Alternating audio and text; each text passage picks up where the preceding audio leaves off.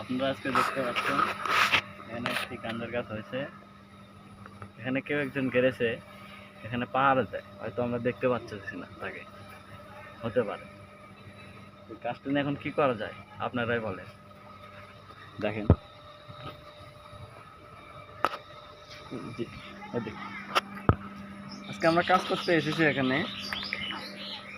MLA একটা line হবে, MLA তো আমাদের পয়েন্ট হচ্ছে ওই জায়গা থেকে আমরা এদিকে আসতে দেখি, নিচ দিকে থেকে দেখি এখানে দেখতে পাচ্ছেন আপনারা গাঁজার গাছ, এটা আমরা দেখেছি।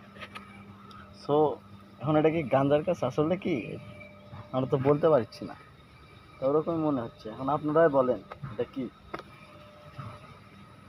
পাহারা দেয় তিনজন।